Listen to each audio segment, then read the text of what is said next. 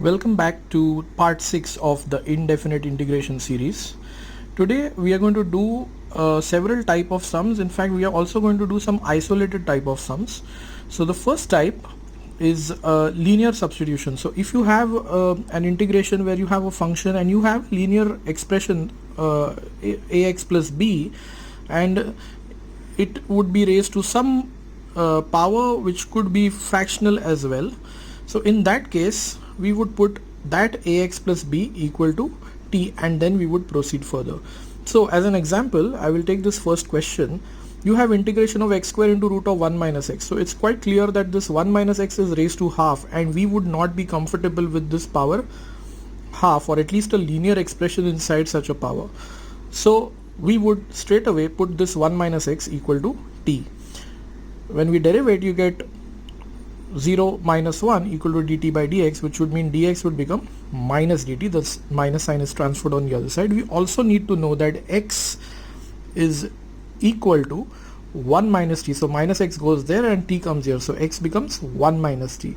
Now what is that going to do for us? This x will be replaced by 1 minus t over here in place of x square. So you will get 1 minus t the whole squared in place of x square. And in place of 1 minus x you have t, so this will be t raised to half, and in place of dx you will get a minus dt.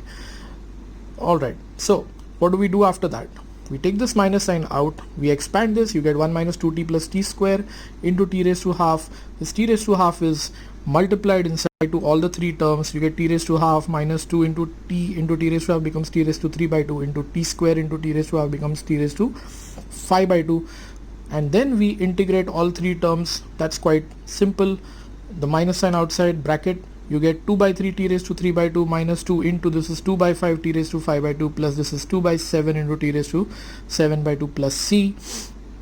We just replace t everywhere back as 1 minus x. So that's what we do in the last step. Now let us complicate this type a little bit. We have integration of 2 sine square x plus sine x plus 3 upon the root of sine x minus 1 into cos x dx. Now this is a double whammy.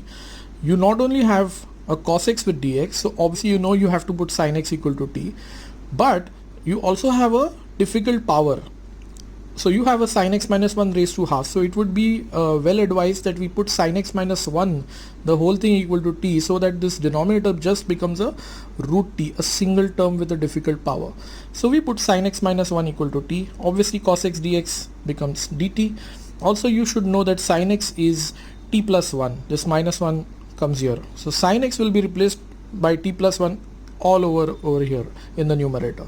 So let's do that. So this will be 2 into, in place of sine x you have t plus 1, so that will be t plus 1 whole squared, plus sine x you have t plus 1 plus 3 the whole divided by t raised to half root t, or t raised to half, same thing, and cos x dx becomes dt. So we just need to simplify this.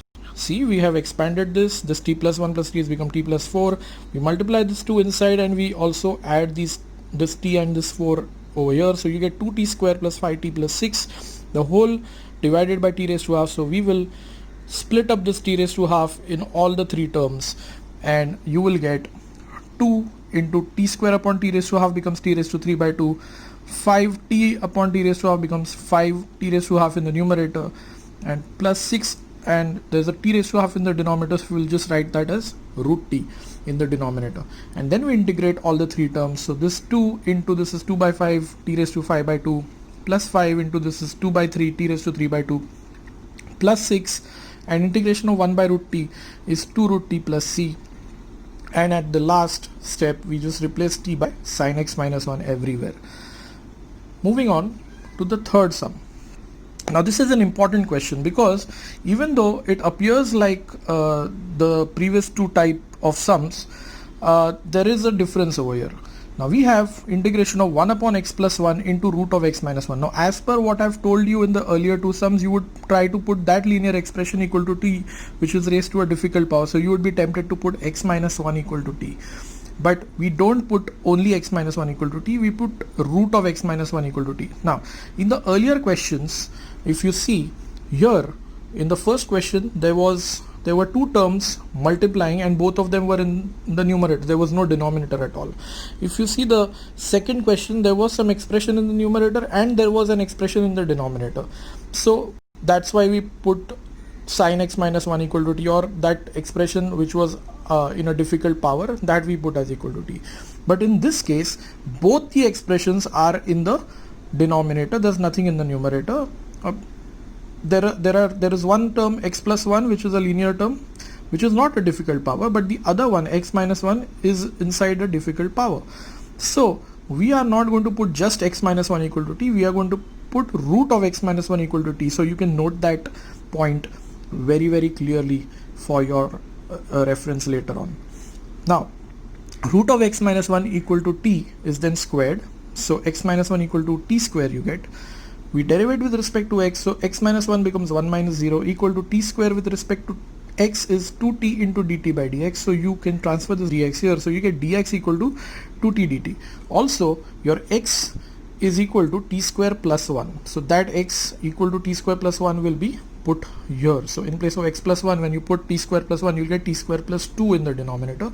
Your dx is 2t dt, and in the denominator you have this root of x minus 1 going to become t. So this t and this t got cancelled. This 2 is kept out. You have 1 upon t square plus 2 can be written as root 2 square. So that's 1 upon x square plus a square. We've learned this formula some couple of videos back. So that's 2 into, this is 1 by root 2 tan inverse of t by root 2 plus c.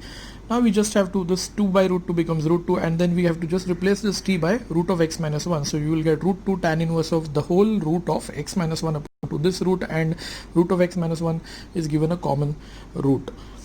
Now question number 4, again a different type of sum. You see you have integration of 1 upon root of x plus 2 plus 6th root of x plus 2. So which means one expression x plus 2, one linear expression x plus 2 is raised to half. The other expression x plus 2 is raised to 1 by 6. So we have x plus 2, we have x plus 2, one is raised to half, one is raised to 1 by 6. Now here's what you do, we'll take that linear expression x plus 2 and we will put it equal to t raised to, and we take the LCM of these fractional powers, of 2 and of 6.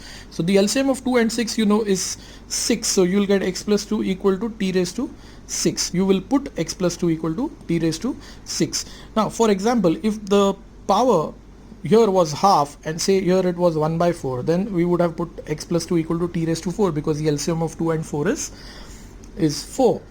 If suppose this was 1 by 3 and say this was 1 by 4, then we would put x plus 2 equal to t raised to 12, because the LCM of 3 and 4 would have been 12. So you have to basically put x plus 2 equal to t raised to the LCM of the denominators, as in 2 and 6 in this case. So x plus 2 is equal to t raised to 6 is your substitution. So when we derivate this, x, the derivative of x with respect to x is 1 plus 0 equal to t raised to 6 becomes 6 t raised to 5 into dt by dx, which would mean dx is 6 t raised to 5 into dt. Also remember, for resubstitution purposes, you know your t will be resubstituted as x plus 2 raised to 1 by 6, because we would take the 6th root on both sides. Now let's see how this substitution has affected the sum. Now, so the numerator, which was dx, is 6t raised to 5 into dt. X plus 2 was put as t raised to 6, so t raised to 6 in place of x plus 2, and that whole thing is raised to half in the first term.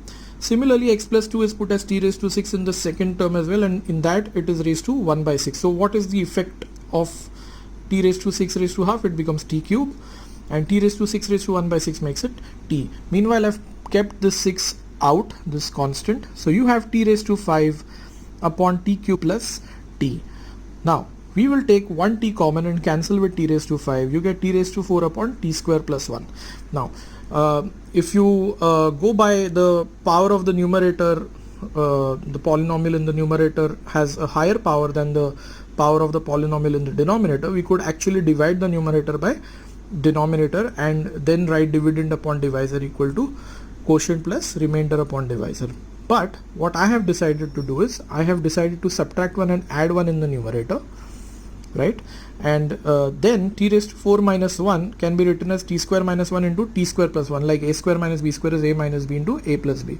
Plus 1 is written ahead, the whole divided by t square plus 1. So now when we split this up, t square plus 1 upon t square plus 1 gets cancelled. So you get only t square minus 1 here, plus 1 upon t square plus 1 is this second term over here.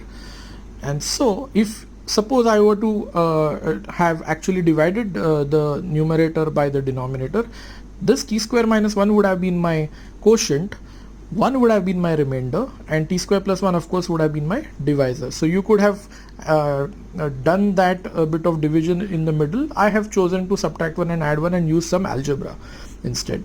So now that we have these terms, and now these three terms are obviously integrable, so the integration of t square is t cubed by 3 minus the integration of 1 is t, plus this is of course 1 by 1 tan inverse of t by 1, or simply you know that the derivative of tan inverse is 1 upon x square plus 1, so that is tan inverse of t, the integration of 1 upon t square plus 1.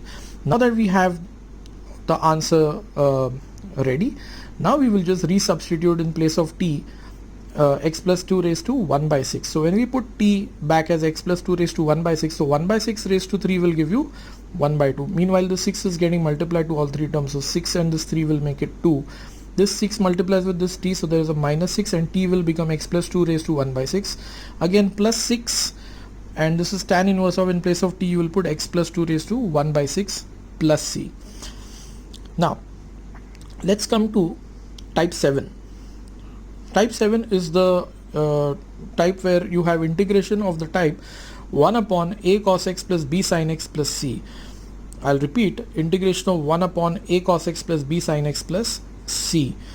You may have only 1 upon a cos x plus c, or you may only have 1 upon b sin x plus c. Still you would do the same as I am going to do for this as well. So both those as well are belonging to this type. Even if one of these two terms is missing, it still belongs to this type. So what is the type and what do we do in this type? Express this cos x and this sin x in terms of tan.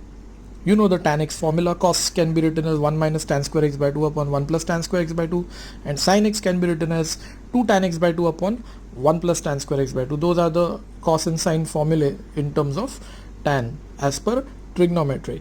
So let us see how this type is solved. So I've taken this example in question number 5, integration of dx upon 3 sin x plus 4 cos x plus 5. It is perfectly fitting into this format. So as I told you, we have to replace sin x by the tan formula and cos x also by the tan formula. So sin x is 2 tan x by 2 upon 1 plus tan square x by 2. Cos x is 1 minus tan square x by 2 upon 1 plus tan square x by 2. Now what we do is we take the LCM. So the LCM will be 1 plus tan square x by 2. So this 5 will get multiplied by 1 plus tan square x by 2, and it will get flipped over, which I'll do in the next step. So this 1 plus tan square x by 2 is the LCM. So this 3 into 2, this is 6 tan x by 2. This 4 got multiplied inside, so that's 4 minus 4 tan square x by 2, plus this 5 gets multiplied by 1 plus tan square x by 2, so that's 5 plus 5 tan square x by 2. 1 plus tan square x by 2 got flipped over, and when it got flipped over, it got multiplied with dx. Meanwhile, this denominator is, if you see very closely, 6 tan x by 2 minus 4 tan square x by 2 plus 5 tan square x by 2 will become positive tan square x by 2, and the 4 plus 5 will become 9. So you will get 6 tan x by 2 plus tan square x by 2 plus 9 in the denominator. Now at this stage you can put tan x by 2 equal to t, as I've done in the next step, but before that I have also seen that this denominator is a perfect square. It is tan x by 2 plus 3 the whole square, so I have written that as well. Even if I were to do this in the after the substitution, that is okay. So I have put now tan x by 2 equal to t, because clearly I see sec square x by 2 in the alongside dx. So I know that tan x by 2's derivative is partially present in the numerator, so I have put tan x by 2 equal to t. So when I derivate this, you get sec square x by 2 into derivative of x by 2 is half equal to dt by dx. So this 2 goes there, dx comes here, so sec square x by 2 dx is 2 dt. So that is what the numerator will become. It will become 2 dt, and this will become t plus 3 the whole squared. In place of tan x by 2, now I have put t. Now we'll keep this 2 aside. 1 upon t plus 3 whole squared. Remember, 1 upon x squared, the integration is minus 1 by x, so this will become minus 1 upon t plus 3 plus c, of course, and then we put t back as tan x by 2 as per the resubstitution after the sum has been solved. So minus 2 upon tan x by 2 plus 3 plus c is your final answer. Now look at question number 6. It's an important question. We have integration of 1 plus cos alpha cos x upon cos alpha plus cos x. Be careful what I'm doing here, just be very attentive here. 1 is written as sin square alpha plus cos square alpha, rest of the terms as it is. I hope you agree that sin square alpha plus cos square alpha can be written in place of 1 as per trigonometry identity. Now in the second and the third term, I will take cos alpha common. So when I take cos alpha common, I get cos alpha plus cos x in the bracket, and that is my cue that I have to split this up. So when I split this up, here you will get sin square alpha upon cos alpha plus cos x, plus on that side, because these two brackets gets cancelled, you just get integration of cos alpha.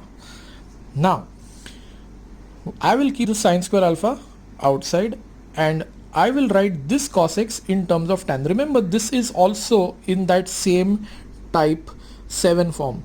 You have a cos x term and you have a constant, because your cos alpha, remember, is a constant, and you don't have your b sin x term. So it basically is this format itself. So I'm going to replace my cos x by the tan formula. Obviously my c, which is cos alpha, is a constant, so I will not touch that. So in the next term, in the next step, I'll keep the sin square alpha out, dx upon, I'll keep this cos alpha as it is. Cos x is written as 1 minus tan square x by 2 upon 1 plus tan square x by 2, plus this cos alpha is a constant, you keep it out, and integration of 1 is what you have over there, which is simply going to become x into cos alpha eventually. So we will not be touching this until we get this entire part ready. Now what do? We take the LCM 1 plus tan square x by 2 and we flip that 1 plus tan square x by 2 up. So 1 plus tan square x by 2 comes in the numerator, and here you have cos alpha multiplying with 1 and cos alpha into tan square x by 2 with a plus 1 minus tan square x by 2 remaining over here, plus cos alpha into integration of 1 dx is written at the end anyways.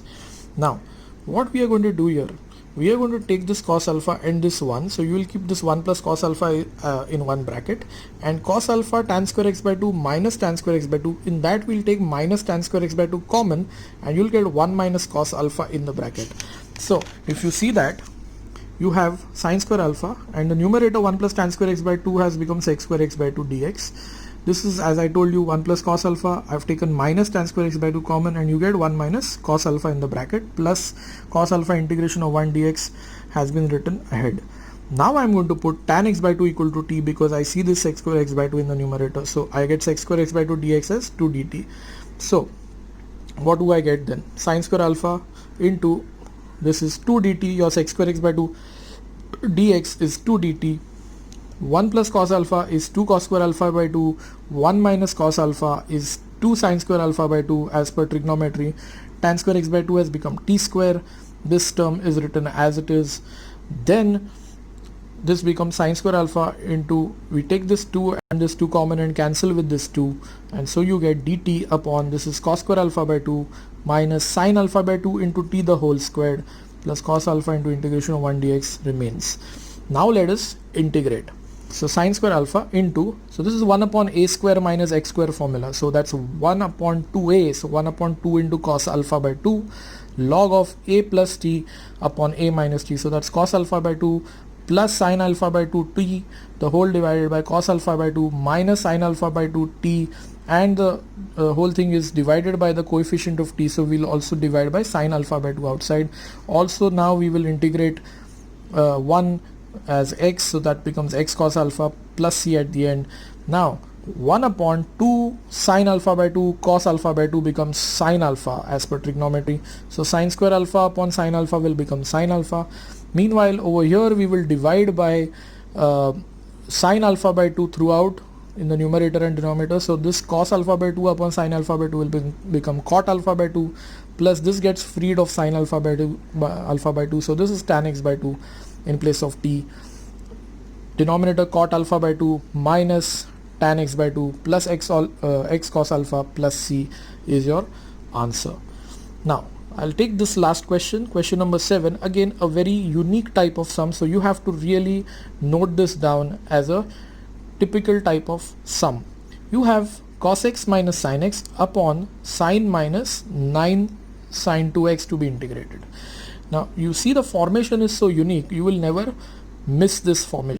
Whenever you see a formation of this type, you will get this strike that I have to do this. It will strike you. So you have cos x minus sin x in the numerator. I am going to substitute that equal to t, whose derivative is cos x minus sin x. So you know that sin x plus cos x, if derivated, will give you cos x minus sin x, right? So sin x plus cos x is put as t. Now you will say, where is sin x plus cos x in the sum? Anywhere.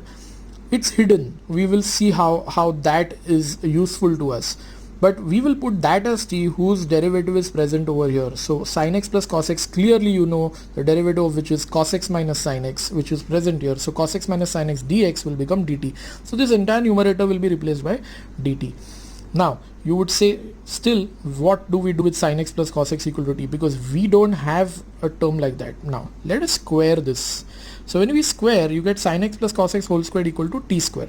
But sin x plus cos x whole squared as per trigonometry is 1 plus sin 2x. It's a trigo formula. So 1 plus sin 2x becomes t square.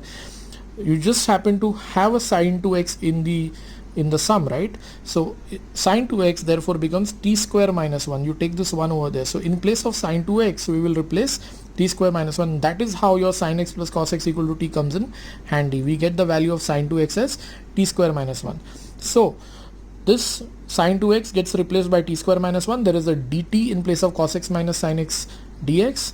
And now we just need to simplify this. So 7 minus 9t square plus 9. So 7 plus 9 will become 16, and 16 is written as 4 square minus 9t square becomes 3t whole square. That is 1 upon a square minus x square formula. So that's 1 upon 2a log of a plus x upon a minus x. So that's 1 upon 2a. So 1 upon 2 into 4 log of 4 plus 3t upon 4 minus 3t, and you also have to divide by the coefficient of t, which means you have to divide by 3. So that's 1 upon 8, 3s are 24, so you'll get 1 upon 24 log of 4 plus 3, and in place of t now you'll get sin x plus cos x whole divided by 4 minus 3 into sin x plus cos x plus c as your answer.